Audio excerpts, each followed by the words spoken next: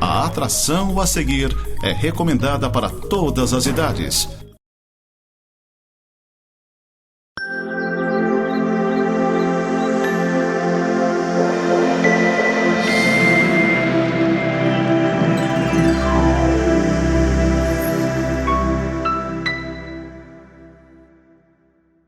Olá, seja bem-vindo ao programa Semeando para a Vida Eterna. Este é o programa da Igreja Presbiteriana de Lages. Nós estamos atuando aqui em Lages há mais de 100 anos, uma comunidade de fé, uma comunidade de amor, uma comunidade de esperança, onde nos baseamos na Palavra de Deus para levar Deus, a Bíblia, para levarmos Deus até você e falarmos de Deus para a sua vida, para a nossa vida nos dias de hoje. Nossa igreja fica ali no centro, na rua Fausto de Souza, número 353, ao lado do CIEJA, em frente do Quero Café, em frente da oficina Vargas. É um prédio antigo, talvez você já tenha passado ali, tenha visto e tenha falado que é um prédio bonito. Então nós queremos convidar você para estar junto conosco. Nossos principais trabalhos são domingo, 9 horas da manhã culto, 10 horas da manhã escola dominical, e às 19 horas, mais um culto ao Senhor. No dia 29 de dezembro, devido aos feriados, devido a tudo isso, nós só teremos trabalho à noite, às 19 horas. Mas você é convidado para estar conosco. Na escola dominical, nós dividimos as pessoas por faixa etária, por interesses, e temos salas para crianças, para adolescentes, para adultos. Será uma alegria que você esteja conosco. Vamos ver agora a palavra de Deus. Eu queria ler com vocês o Evangelho de João, capítulo 1, dos versículos 10 ao versículo número 14, que diz assim para a gente: O Verbo estava no mundo. O mundo foi feito por intermédio dele, mas o mundo não o conheceu. Veio para que era seu, e os seus não o receberam. Mas a todos quantos o receberam, deu-lhes o poder de serem feitos filhos de Deus, a saber, aos que creem no seu nome. Pois não nasceram do sangue, nem da vontade da carne, nem da vontade do homem, mas de Deus.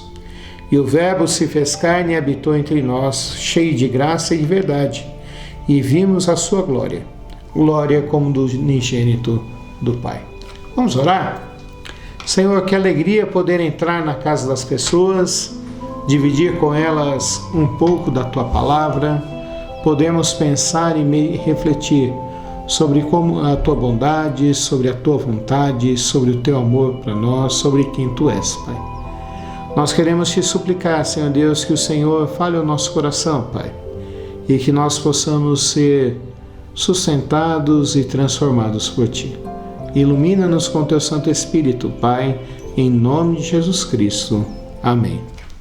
Esse programa está indo ao ar bem na semana do Natal. Talvez eu consiga até sentir o cheiro de assado aí na tua casa.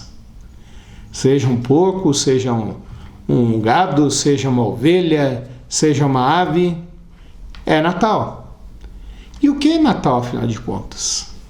Por que o Natal é tão importante? Por que o Natal é tão especial para nós? Talvez porque seja uma época de amor, como as pessoas falam. Amor que, por exemplo, na Primeira Guerra Mundial, fez com que uma batalha no interior da França fosse parada. E 3 exércitos que estavam prontos para guerrear, pararam de guerrear porque era Natal. E chegaram a sair das suas trincheiras e cantarem músicas de Natal juntos. Imagine isso, ingleses, alemães e franceses cantando músicas de Natal juntos num momento de guerra. Foi isso que aconteceu em um dos natais na Primeira Guerra Mundial. Talvez seja um Natal também uma época especial porque é um tempo de confraternização. Confraternização entre as pessoas. Se você trabalha numa empresa, possivelmente sua empresa fez alguma coisa para que todos estivessem juntos, uma festa, uma comemoração. Tempo de confraternização em família também. É aquele tempo que a gente deixa as nossas diferenças que existem dentro das nossas famílias de lado e vamos todos juntos, participar da ceia, celebrar juntos o Natal. Mas tudo isso que a gente faz só expressa o amor que Deus nos deu. Porque Natal nada mais é do que o amor de Deus intervindo no mundo. Deus vindo para transformar as nossas vidas. Hoje eu vi uma frase de uma pessoa, de um escritor inglês que viveu no século passado, que você já deve ter ouvido falar do seu nome, porque ele é muito famoso, C.S. Lewis, que escreveu as fábulas sobre o leão e a feiticeira e outras fábulas. E a gente vê aqui as crônicas de Nárnia, e a gente começa a ver lá nele, ele diz o seguinte: nós só damos aquilo que está cheio no nosso coração. O Natal é uma época em que a gente percebe, sai a nossa cegueira e a gente começa a perceber que Deus nos amou e Deus nos transformou. E esse texto que nós lemos hoje, João capítulo 1, dos versículos 10 ao 14, ele fala sobre isso, sobre o amor de Deus. Primeiro ele vai falar aqui do verbo. O que é o verbo? Gramaticalmente a gente fala que verbo é uma ação ou um sentimento. É isso que é um verbo. Mas aqui ele quer lembrar aqui, João usa uma figura dos pré-socráticos. Olha só que coisa chique. A filosofia grega já estava presente naquela época, já dominava o pensamento, e um dos pré-socráticos fala que acima dos deuses e dos ídolos gregos havia o Logos. E essa palavra aqui que é traduzida para nós sobre verbo, o Logos. O Logos seria aquele que fez todas as coisas e dá sentido a todas as coisas. E João se lembra desse conceito e usa esse conceito para explicar quem é Jesus.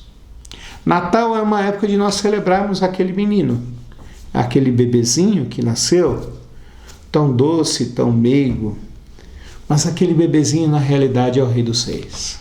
A Bíblia fala para mim e para você que tudo que foi feito foi criado por Ele, e Ele sustenta todas as coisas. Há coisas que nós não vamos conseguir entender nunca.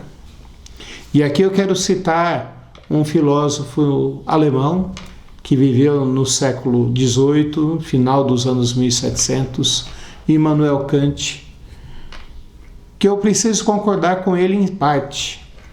Porque Immanuel Kant era um agnóstico. O que é isso? Ele falava assim: Deus fez as coisas, mas nós nunca vamos conseguir entendê-lo. Ele existe, mas eu nunca vou conseguir conhecer a Deus.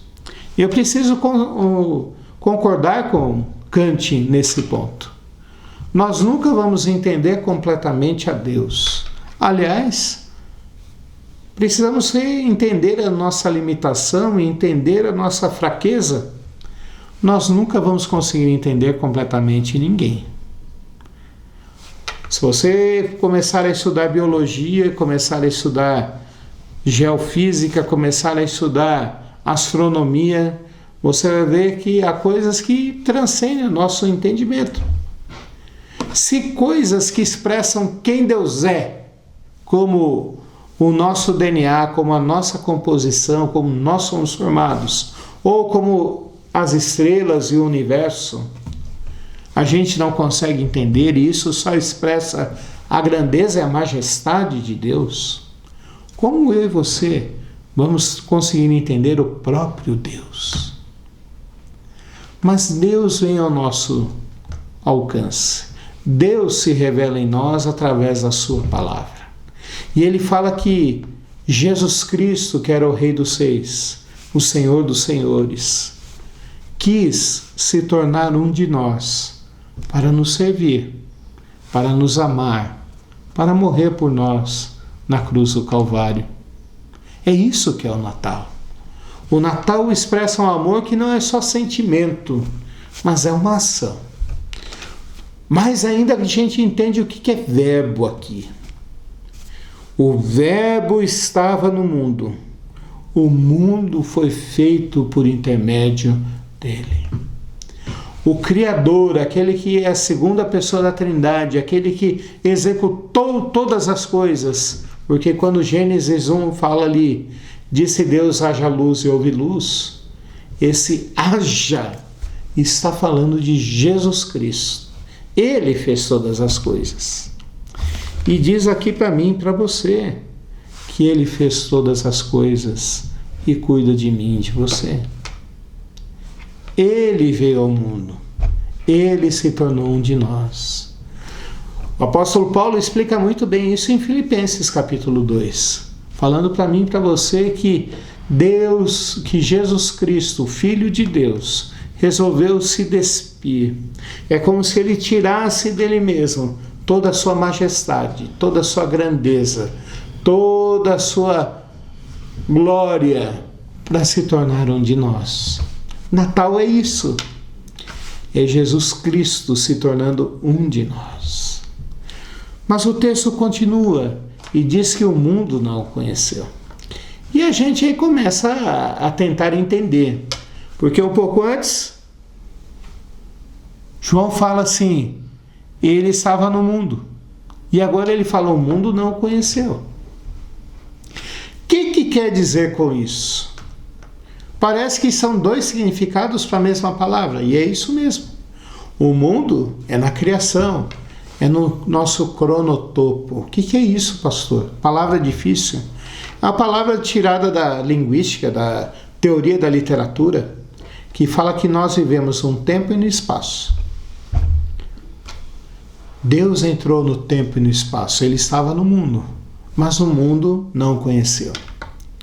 Pastor, então a criação não conheceu a Deus, não conheceu a Cristo e não reconheceu quem era o Messias, Jesus Cristo? Não.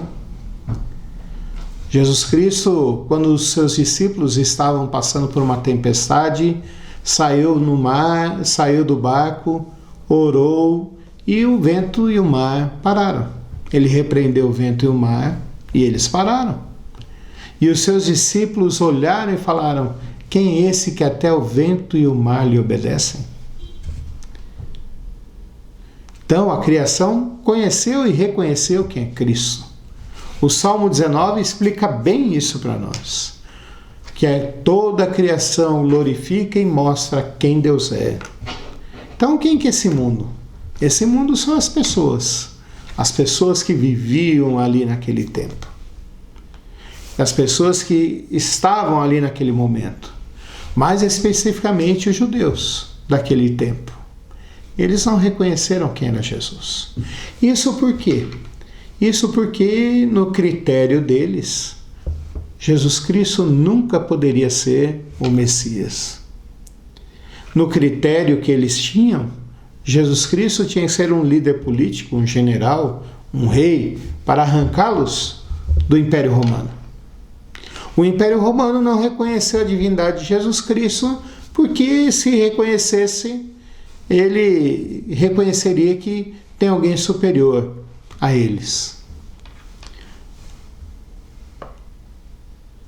Algumas pessoas que gostavam de viver a vida do jeito que elas queriam, extremamente de modo errado e corrupto, também não reconheceram a Jesus Cristo. Porque teriam que prestar honra a Jesus Cristo.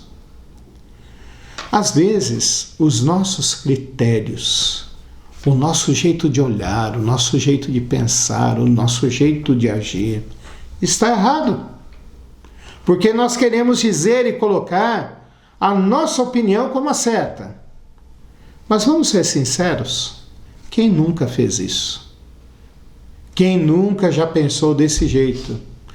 E não quis dar o braço a torcer de jeito algum. E falava assim, é a minha opinião que vale. E eu estou certo.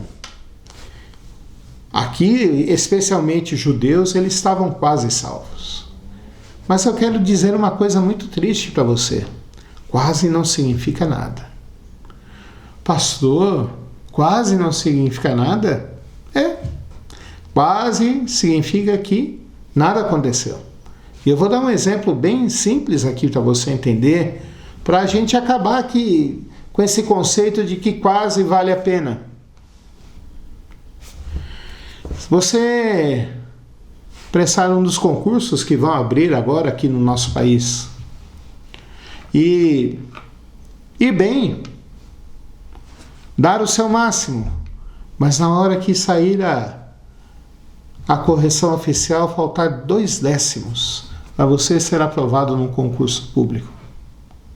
Você quase passou, mas você não passou. Você quase conseguiu ser aprovado, mas você não tem nada na sua mão. Não adianta você dizer assim, eu sou quase salvo, eu sou uma pessoa boa, eu ajudo os outros, eu faço tudo de bom. O quase não resolve nada, meu irmão. Porque a palavra de Deus quer dizer para mim e para você que se nós queremos ser pessoas boas e transformadas e estarmos juntos de Deus, nós precisamos ser reconciliados com Deus. E essa reconciliação, só quem pode fazer é Jesus Cristo. E o que eu preciso para ter essa reconciliação e experimentar desse amor que do Rei dos Reis, que desceu dos céus e se tornou um de nós. Você precisa de entender que você precisa dizer que precisa de Jesus na sua vida. Que sua vida, por melhor que seja, ainda não faz sentido. Que sua vida, por melhor que seja, você precisa de Jesus nela. É isso que esse texto ensina para mim e para você. E quem faz isso tem uma bênção maior ainda. A bênção de agora não ser só filho de Deus. Porque dizer que é só filho de Deus é pouco. Mas a gente precisa entender agora o que Jesus Cristo veio fazer e o sentido do Natal. Primeiro, Jesus Cristo veio dar a sua vida por mim e por você e nos substituir no castigo que estava para nós. Ele morreu a favor de nós. E isso significa que ele nos deu perdão. Perdão nada mais é do que eu e você entendemos e fazemos que Jesus Cristo pagou a dívida que nós tínhamos com Deus. É uma linguagem jurídica, uma linguagem contábil, uma linguagem financeira. Perdão significa Jesus Cristo pagou a nossa dívida com Deus. Ele nos substituiu. Mas isso também significa que eu e você agora, que éramos inimigos de Deus, agora nós somos amigos e mais ainda, filhos de Deus. Porque a amizade às vezes pode ser abalada, mas filho a gente sempre trata com amor e com carinho. Mesmo quando a gente está disciplinando um filho. E é isso que nós somos agora com Deus. Nós somos agora filhos de Deus em Jesus. Mas mais ainda, a Bíblia fala para mim e para você, lá em Romanos capítulo 8, que se nós somos filhos, nós podemos ter a certeza da vida eterna. Quantas pessoas não recebem uma notícia muito triste depois de passar por exames? Ela estava vivendo a vida tranquila, estava trabalhando, estava no auge da sua vida e de repente ela começa a perceber que emagreceu, começa a perceber que está com dores, começa a perceber algumas dificuldades. Vai ao médico, faz os exames e recebe uma notícia triste que ela tem 40, 50, no máximo 90 dias de vida. E que não há o que se fazer. E daí ela começa a perceber que a vida que ela pensava que era só neste mundo não faz mais sentido. E não vai fazer sentido mesmo. Porque Deus colocou no nosso coração, apesar do nosso pecado, a eternidade. E quem crê em Jesus Cristo, quem entregou sua vida a Jesus, pode ter a certeza da vida eterna.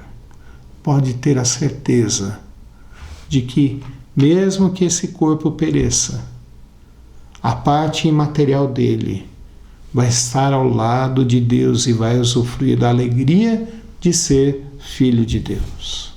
Mas ainda mais, a Bíblia fala que quem é filho de Deus pode ter a certeza de que vai estar no céu. Pastor, no céu a Bíblia fala que há 2 lugares, céu e inferno. O céu é o lugar da bondade de Deus. O inferno vai ser o lugar da ira de Deus. Aqueles que creem em Jesus Cristo podem ter a certeza de que vão estar recebendo da bondade de Deus para o resto da sua vida. Como que eu faço para entregar minha vida a Deus? Como que eu faço para receber Jesus na minha vida? Se o que eu falei hoje sobre Jesus Cristo e o que você tem acompanhado nesses programas todos, falando sobre Jesus, ouvindo sobre Jesus, faz sentido para a sua vida? É só você fechar os seus olhos, orar e dizer: Senhor Jesus, eu preciso do Senhor na minha vida. Mateus capítulo 11, Jesus Cristo disse: Vinde a mim todos vós que estáis cansados e sobrecarregados, ou cansados e oprimidos, e eu vos aliviarei. Aprendei de mim, porque sou manso e humilde. O coração de Jesus é assim. Ele está sempre pronto a nos receber. Está sempre pronto a derramar o seu amor por mim e por você. Que eu e você nesse Natal possamos celebrar o amor de Deus, possamos celebrar a sua grandeza, possamos celebrar Jesus Cristo, a encarnação do amor de Deus, o Rei dos Reis que se tornou um de nós, para nos amar e nos buscar. Vamos orar? Senhor, nosso Deus e Pai, nós queremos te implorar e te suplicar que o Senhor aplique essa mensagem no nosso coração, que a gente saia dos nossos critérios, dos nossos muros, das nossas limitações, e a gente entenda que nós precisamos reconhecer a sua grandeza, o seu poder e quem é Jesus. E que a gente ore e diga: eu preciso de Jesus Cristo na minha vida, Pai. Que esse Natal seja um Natal cheio de alegria, cheio de esperança, cheio de amor, Pai. Que o Senhor cuide daqueles que estão enfermos, que o Senhor cuide daqueles que estão passando por momentos de tribulação na sua família, que o Senhor cuide dessas pessoas para a tua honra e tua glória, Pai. Abençoa nossa cidade, nosso estado e nosso país. É a nossa oração em nome de Jesus Cristo. Amém.